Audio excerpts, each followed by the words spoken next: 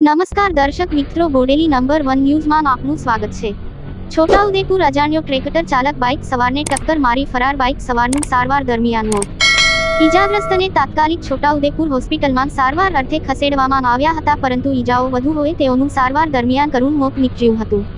સમગ્ર ઘટનાને લઈને ઈજાગ્રસ્તના પુત્ર કિનેશભાઈ રાયસિંહભાઈ રાઠવાએ છોટાઉદેપુર પોલીસ મથકે ફરિયાદ નોંધાતા પોલીસે અજાણ્યા ઈસમ વિરુદ્ધ કલમ 281, 125A, B, 106 તથા MB એક્ટ કલમ 177, 184, 134 મુજબ ફરિયાદ દાખલ કરી આરોપીને પકડવાના ચક્રો ગતિમાન કર્યા છે। જુઓ શું કહી રહ્યા છે રાઠવા દેવજીભાઈ શનાભાઈ।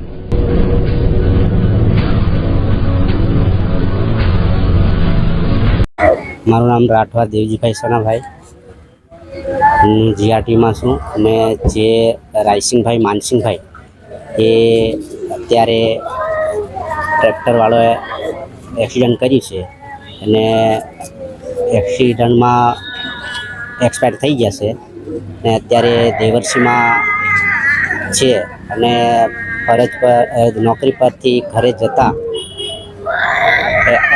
ટ્રેક્ટર અડફેટમાં આવતા અને એક્સિડન્ટમાં મૃતદેહ થઈ ગયું છે। ટ્રેક્ટરવાળો તો અથાડીને નાસી ગયો છે અને અમને ફોનથી જાણ થતાં અમે દેવરસીમાં અમે આવ્યા છે। જો ન મળ્યું એટલે અમે આવ્યા છે તો એક્સપાયર થઈ ગયા છે। રાઠવા રાયસિંહભાઈ માનસિંહભાઈ રહેશે માનપા,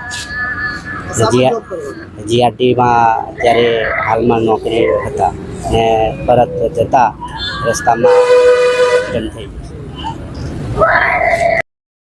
અવનવા રોજબરોજના સમાચાર જોવા માટે જોતા રહો બોડેલી નંબર 1 ન્યૂઝ ચેનલ।